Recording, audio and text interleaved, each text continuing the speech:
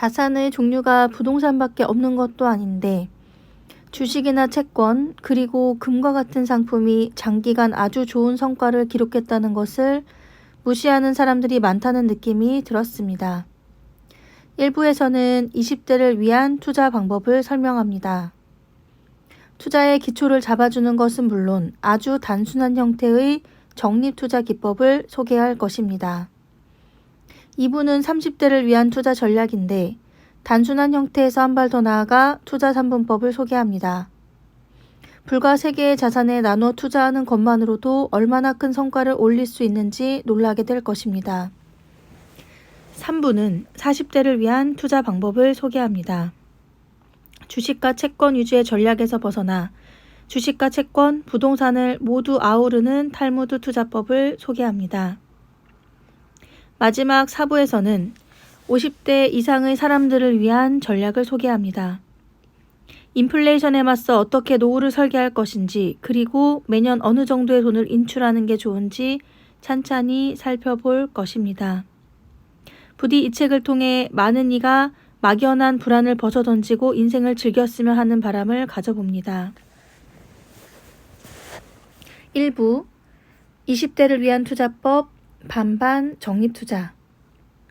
한 산업에 오래 종사하면서 경기 변화와 경쟁 구도를 깨고 있는 사람, 그리고 체계적인 분석과 오랜 경험을 바탕으로 우량주를 적기에 매매하는 사람 앞에서 개미 투자자들은 어려움을 겪을 수밖에 없을 것 같습니다. 게다가 막대한 자금력을 자랑하는 국민연금 등 기관 투자자와 외국인 투자자의 존재까지 고려하면 더욱이 그러합니다. 산업에 대한 이해도가 낮고 주식 공부할 시간이 부족한 이들에게 대안은 없을까요? 저는 한국 주식과 미국 국채에 반반 투자하는 전략, 이하 반반 투자 전략을 추천하고 싶습니다. 여기서 한국 주식이란 전체 주식시장의 움직임을 그대로 따라가는 상장 지수 펀드 투자를 뜻합니다. 전체 시장의 움직임을 고스란히 따라갈 뿐만 아니라 투자에 따르는 비용도 저렴하다는 장점이 있어 극소수의 고수를 제외한 대부분의 투자자에게 적합하다고 봅니다. 1981년에 주가지수를 추종하는 펀드에 100만 원을 투자했다면 2021년에 2,458만 원이 되는 셈이니 한국 주식은 대단히 수익성이 높은 상품이라고 하겠습니다. 대신 문제도 많습니다. 가장 큰 문제는 위험하다는 것으로 10년 동안 한국 주식에 투자한다고 가정할 때 적어도 3년은 마이너스 수익을 기록할 것을 각오해야 합니다. 이런 면에서 볼 때 미국 국채는 최고의 투자짝이라고 하겠습니다. 기축통화 국가인 미국이 발행한 달러 채권이니 매우 안정적이고 불황에는 가격이 상승하는 특성을 띠고 있기 때문입니다. 불황에 미국 채권 가격이 상승하는 이유는 두 가지입니다. 무엇보다 달러가 지니는 기축통화의 특성으로 불황이 되면 투자자들이 죄다 달러를 보유하려 듭니다. 두 번째는 불황을 맞이하면 사람들의 눈높이가 낮아지는 영향이 큽니다. 2020년처럼 주가가 급등할 때는 돈복사라는 말이 유행어가 될 정도로 투자자들이 재미를 보았지만 경기가 나빠지는 순간에는 기대 수익 수준이 내려갑니다. 금리를 3%만 줘도 고맙게 여기며 채권을 사려는 사람들이 늘어날 것이고 이는 결국 채권 가격의 상승으로 연결될 것입니다. 만일 1981년 미국 국채펀드에 100만 원을 투자했다고 가정하면 2021년에는 998만 원이 되니 나쁘지 않은 성과입니다. 따라서 반반 투자 전략을 통해서라면 경제가 좋거나 나쁘거나 상관없이 꾸준한 성과를 기록할 수 있습니다. 1981년 한국 주식과 미국 국채에 각각 50만 원씩 투자했다면 2021년 3,018만 원으로 불어나며 마이너스 성과를 기록한 해가 단 12년에 불과합니다. 특히 최악의 성과를 기록했던 1997년조차 마이너스 8.9%에 그쳤으니 생애 첫 투자로 최고의 투자 대상이 아닐까 싶습니다. 투자 성과를 높이는 가장 쉬운 방법은 배당금을 재투자하는 것입니다. ETF는 주식처럼 매매할 수 있는 펀드를 뜻합니다. ETF 중에는 배당금을 지급해 줄 뿐만 아니라 배당금을 자동으로 재투자하는 것들도 있습니다. 바로 TR이라는 이름이 붙은 ETF들입니다. 한국 주식뿐만 아니라 미국 국채도 ETF로 투자할 수 있습니다. 티거 미국 달러 단기 채권 액티브는 이름 그대로 만기가 짧은 달러 표시 채권에 투자하는 상품입니다. 채권은 다양한 만기, 즉 원금을 갚는 기간을 지니는데 보통 2년 이내에 원금을 돌려주는 채권을 단기 채권이라고 부릅니다. 반면 티거 미국 국채 10년 선물은 만기 10년인 장기 국채에 투자하는 상품입니다. 통상 만기가 길수록 금리가 더 높기에 티거 미국 국채 10년 선물의 과거 수익률이 더 좋습니다만 대신 상대적으로 투자 위험이 큰 것은 참고할 필요가 있습니다.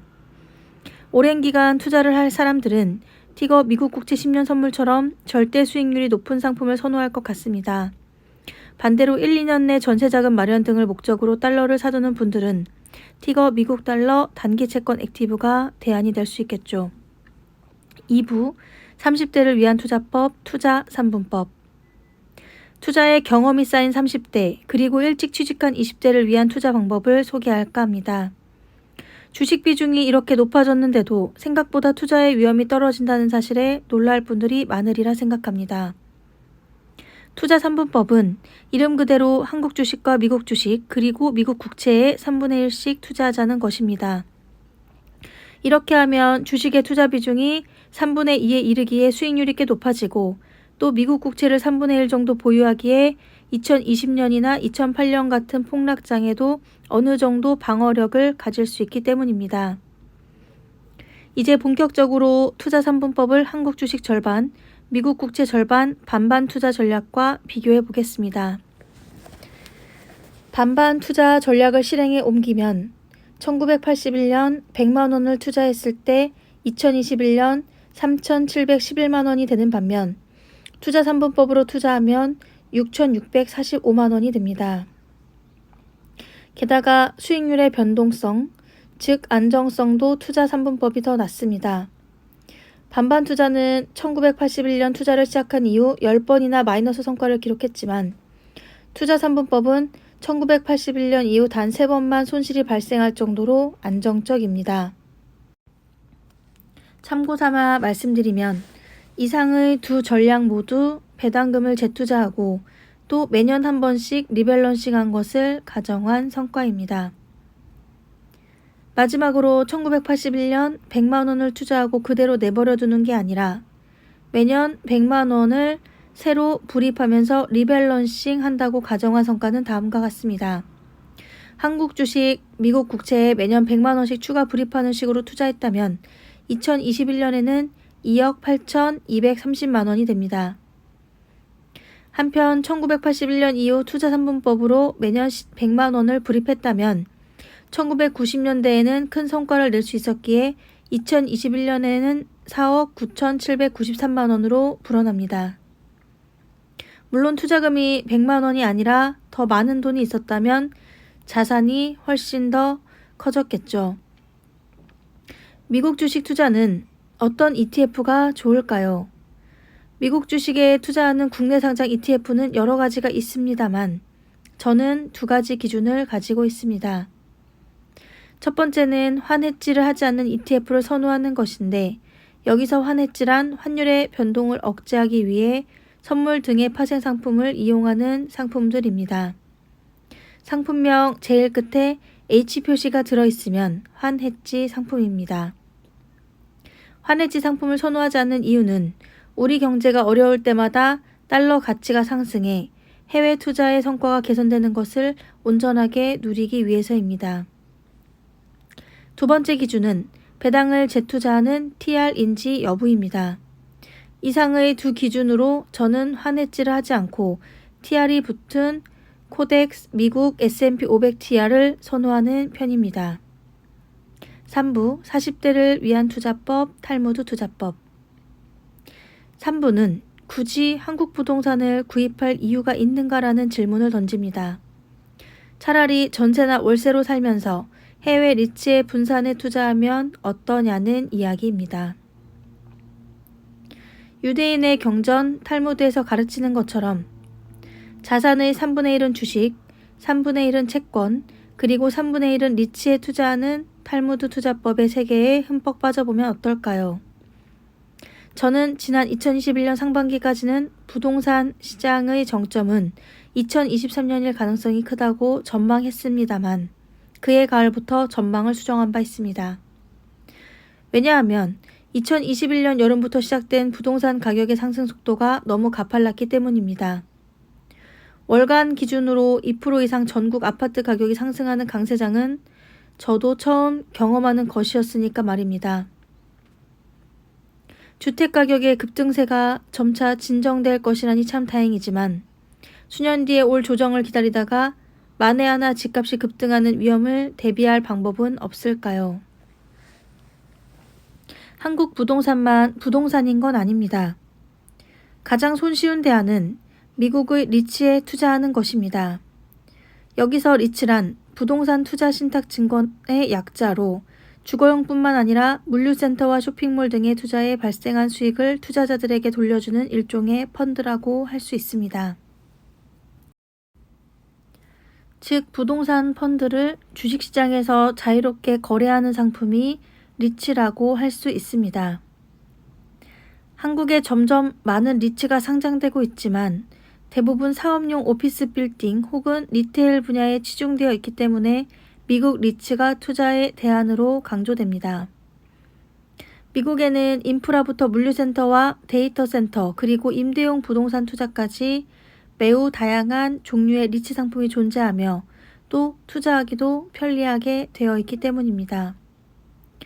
물론 미국 부동산 리츠에 투자하면 한국 부동산만큼 성과를 낼 수 있을까요? 라는 질문을 던지는 분들도 있으리라고 봅니다. 이에 대해서는 저도 확신할 수는 없습니다. 다만 지난 1986년 이후의 경험을 보면 한국 부동산과 미국 부동산 가격의 상승률은 대체로 비슷했다는 것은 말씀드릴 수 있습니다. 다음 순서로 미국의 수많은 리츠 ETF 가운데 어떤 것을 골라야 하는지 살펴보겠습니다. 저는 시가총액이 가장 크고 또 다양한 분야에 분산된 상품을 선호합니다. 거래량이 많고 시가총액이 크면 각 상품이 추종하는 지수와 시장 가격 사이의 괴리가 크지 않은 장점이 있기 때문입니다. 따라서 거래량이 가장 많고 비용도 낮은 리츠 상품을 골라야 하는데 저의 경우는 뱅가드사에서 만든 리츠 지수 추종 ETF인 VNQ를 선호합니다. 리츠 ETF는 배당 수익률이 매우 높은데 이 높은 배당은 대부분 임차료에서 발생합니다. 그리고 1장에서 말씀드린 것처럼 배당금을 재투자하는 것은 투자의 기본입니다. VNQ 말고도 찰스 슈왑이 만든 리츠 ETF SCHH도 유명하며 세계적인 ETF 브랜드 SPDR의 XLRE도 좋은 상품입니다. 이제 우리가 관심을 가지는 거래량과 시가총액 말고 한 가지 더 조사할 포인트는 바로 수수료입니다. VNQ의 연 비용이 단 0.12%에 불과하다는 것을 발견할 수 있습니다.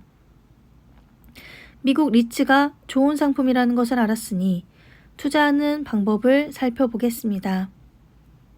유대인들의 경전인 탈무드에 소개된 간단한 분산 투자 전략으로 유대인들은 자산을 3분의 1씩 나누어 각각 부동산과 현금 그리고 사업체에 나누어 투자한다고 합니다. 탈무드의 가르침을 오늘날의 현실에 맞춰 미국 리츠와 미국 국채 그리고 한국 주식에 투자하는 것이 바로 탈무드 투자법입니다. 만약 2000년부터 100만 원을 탈무드 투자법으로 투자했다면 2021년 말에는 507만 원으로 불어나지만 투자 3분법 전략을 사용했을 때는 380만 원이 되었을 것입니다. 그렇다고 탈무드 투자법에 문제가 없는 것은 아닙니다. 2000년 이후의 수익률을 조사하면 두 차례 마이너스를 기록한 것으로 나타나는데 특히 2008년 글로벌 금융위기 때 마이너스 8.6%를 기록한 것이 눈에 띕니다. 반면 투자 3분법 전략은 2003년 최악의 성과 마이너스 4.3%를 기록했지만 상대적인 하락폭은 크지 않습니다. 따라서 다소 위험하더라도 적극적인 성과를 추구하는 투자자들에게는 탈무드 투자법이 더 적합하다고 볼 수 있겠습니다. 반대로 중위험, 중수익을 추구하는 성향의 투자자들에게는 투자 3분법이 더 나을 수 있겠습니다. 마지막으로 2000년 100만 원을 투자하고 내버려 두는 게 아니라 매년 100만 원을 새로 불입하면서 리밸런싱 한다고 가정한 성과는 이와 같습니다. 2000년부터 탈무드 투자법으로 매년 100만 원씩 적립 투자를 실행했다면 2021년 말 5,885만 원으로 불어났을 것입니다. 반면 투자 3분법 전략으로 매년 100만 원씩 적립했을 경우 2021년 말 5,301만 원이 되었을 것입니다. 이 사례를 통해 투자의 성과를 결정짓는 요인은 세 가지라는 것을 알 수 있습니다. 첫 번째는 얼마나 안정적이며 훌륭한 전략을 가지고 있는지, 두 번째는 얼마나 일찍 시작했는지, 마지막 세 번째는 얼마나 큰 투자금을 집행했는지입니다. 연 100만 원을 적립 투자한 결과 21년 뒤에 5천만 원이 넘는 돈이 생긴 것이 좋은 예가 될 수 있겠습니다. 만일 1천만 원을 적립 투자했다면 2021년에는 계좌에 5억 원 이상의 돈이 찍혀 있었을 것입니다. 따라서 서울 아파트를 못 샀으니 이번 인생의 투자는 글렀나 보다 같은 이야기는 안 했으면 좋겠습니다. 서울 아파트의 수익률이 높은 것은 사실이지만 세상에는 서울 아파트 이외에도 투자할 자산이 넘쳐 흐르기 때문입니다. 4부 50대를 위한 투자법, 투자 4분법 3부에서 소개한 탈무드 투자법도 참 좋지만 한 가지 약점이 있습니다. 인플레이션이 발생해 금리가 오르고 경기도 나빠질 때 부동산이나 주식, 채권 시장 모두 힘든 시기를 보낼 수 있다는 것입니다. 4부는 이 문제에 대한 해답을 드립니다. 투자 4분법 혹은 K-오레더라고 불릴 전략이 그것입니다. 탈무드 투자법이 미국 리츠와 한국 주식 그리고 미국 국채에 투자하는 것인데 투자 3분법은 여기에 금을 추가합니다. 이렇게 하면 인플레이션의 위험이 커지더라도 안정적인 투자 성과를 기대할 수 있습니다. 탈무드 투자법과 투자 3분법, 인플레이션 국면의 수익 창출은 어렵습니다. 이제 앞에서 추천한 두 가지의 적립 투자 전략, 투자 3분법과 탈무드 투자법이 인플레이션에 얼마나 저항력을 가지고 있는지를 살펴보겠습니다. 투자 3분법으로 2000년 100만 원을 투자했다면 2021년 234만 원이 되고 탈무드 투자법은 같은 기간 312만 원이 됩니다. 연환산 복리 수익률로 보면 투자 3분법은 3.41%이고 탈무드 투자법은 4.78%에 이릅니다. 둘 다 아주 좋은 전략이지만 저는 탈무드 투자법에 가산점을 주고 싶습니다. 투자 3분법에는 2000년대 실질 수익률 마이너스 국면 2001, 2003, 2008, 2009년이 집중적으로 출현했기 때문입니다. 반면 탈무드 투자법은 대략 5년에 한 번 마이너스 실질 성과를 낸 것은 동일하나 그 분포가 흩어졌다는 점에서 차이가 있습니다. 2001, 2007, 2013, 2018년 성과의 차이가 생기는 이유는 인플레이션의 압력이 높아질 때 투자 3분법이 약점을 드러내는 데 있습니다. 주식과 채권 모두 인플레이션의 압력이 높아지는 시기에 부진하기 때문입니다. 반면 탈무드 투자법은 상대적으로 인플레이션 압력에 대한 저항력이 강한 편인데 이는 리츠가 인플레이션에 큰 악영향을 받지 않기 때문입니다. 인플레이션의 위험이 커질 때 두각을 나타내는 자산을 찾는다면 금이 좋은 투자 대상입니다. 인플레이션 국면에 금이 선호되는 이유는 여러 가지가 있지만 가장 핵심적인 포인트는 채굴의 어려움입니다. 탈무드 투자법을 조금 수정한 투자 4분법 전략을 소개할까 합니다. 투자 4분법이란 미국 국채, 한국 주식, 미국 리츠, 그리고 금의 4분의 1씩 투자하는 전략이 되겠습니다. 탈무드 투자법과 투자 4분법의 성과를 비교하면 다음과 같습니다. 2000년에 100만 원을 투자했을 때 탈무드 투자법으로 투자했다면 실질 가치는 312만 원이 되지만 투자사분법을 운용했을 때는 350만 원이 됩니다. 연환산 복리 수익률로 보면 탈무드 투자법은 4.78%에 그치는 반면 투자사분법은 5.7%에 이릅니다. 특히 수익률의 표준 편차도 탈무드 투자법이 6.55%이지만 투자사분법은 5.7%에 불과합니다. 이상의 성과만 보면 투자사분법이 우위에 서 있는 것 같습니다. 그런데 한 가지의 문제가 있습니다. 그것은 바로 성과의 지속성입니다.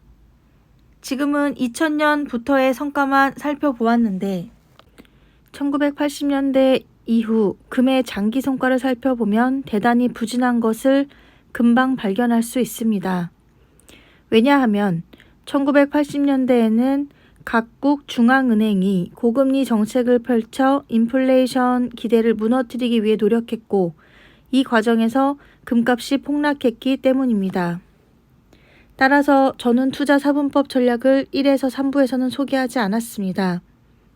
그러나 50대 이상의 투자자들을 위한 전략, 특히 연금의 인출을 고려한다면 인플레이션에 대한 방어력을 가진 리츠와 금에 대한 투자 비중을 높이는 게 필요하다고 봅니다. 흑수저가 30년 넘게 악전고투하면서 체득한 투자의 지혜를 제 아들은 물론 여러분 모두에게 전달하고 싶었습니다. 그리고 꼭 큰돈이 있어야만 노후 설계가 가능한 것이 아니니 자녀들이 부모님께 노후 재테크 방법을 설명해 드리는 것도 가족의 행복감을 높이는 데 기여하리라고 생각합니다.